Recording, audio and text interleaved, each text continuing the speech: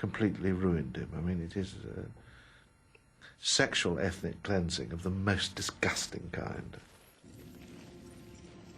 We sowed the sacks, we broke the stones, we turned the dusty drill.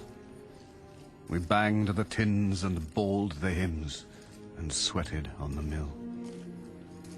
But in the heart of every man, terror was lying still. We who live in prison have to measure time by throbs of pain and the record of bitter moans. As I sit here in this dark cell in convict's clothes, a disgraced and ruined man, I blame myself.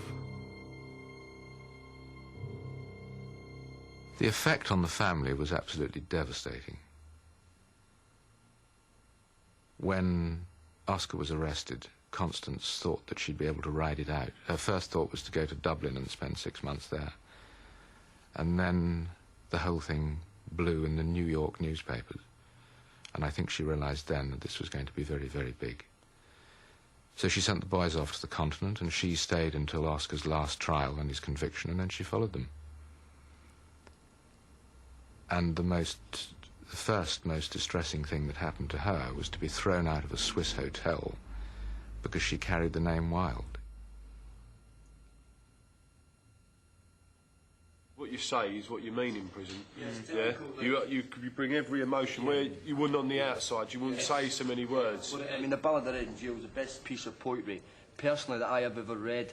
You know, and I've only picked that up since my dealings with you. I mean, I've written a lot of poetry, but I don't read a lot of poetry. I had to find out what it was like to have your freedom taken away from you, and that's always been a great fear of mine, and that led me to apply for a job at Wormwood Scrubs and start working with men serving life sentences. And he of the swollen purple throat, and he of the staring eyes, waits for the holy hands that took the thief to paradise. And a broken and a contrite heart to the Lord will not despise. The Christ, the very prison walls suddenly seemed to reel, and the sky above my head became like a cask of Scotch and steel. And though I was a soul in pain, my pain I could not feel. And thus we rust life's iron chain, degraded and alone. Some men curse and some men weep and some men make no moan. But God's eternal laws are kind and break the heart of stone. I don't think I have ever read such a Christian poem in my life, in the fullest sense of that term. It's a poem with profound horror at the cruelty of human beings to one another, but it's also a poem of blazing faith of what the relationship should be of humanity to God. Well, one of the effects of the trial and imprisonment was to give Constance custody of the boys.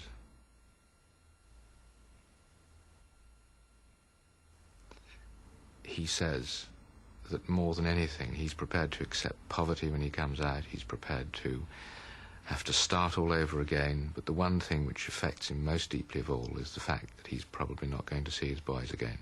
That they've been literally taken away from him. I do hope the court will see in me something more than a man with a tragic vice in his life. There is so much more in me. And I always was a good father to both my children. I loved them dearly, and was dearly loved by them. It would be better for them not to be forced. What are the children? I must see Vivian. He shall certainly not visit you. Do you think I would allow my son? Our son? My son. To visit the man who spoiled my youth, who ruined my life, who has tainted every moment of my days. You don't realise what shame and suffering you've put upon me. Don't take my children away. Don't break my lovely links with humanity. Will you doom me to be solitary while my sons still live?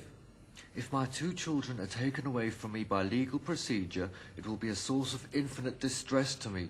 If the law should take upon itself to decide that I am one unfit to be with my own children, that is and always will remain to me grief without end or limit.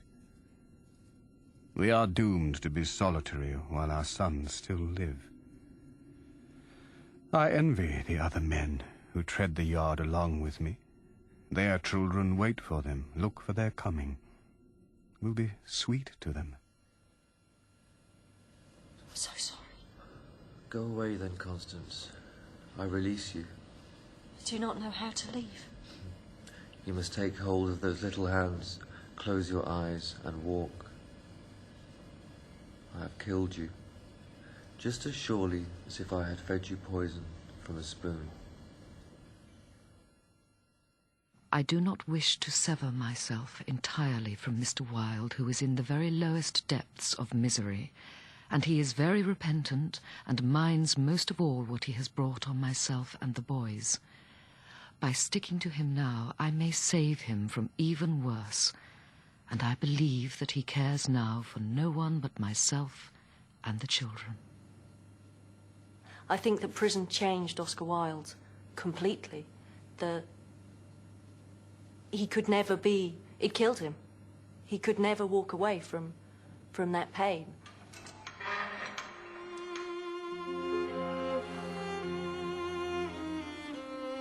I am dazed by the wonderful wonder of the world. I feel as if I have been raised from the dead. The sun and the sea seem strange to me. Oh, beautiful, beautiful world.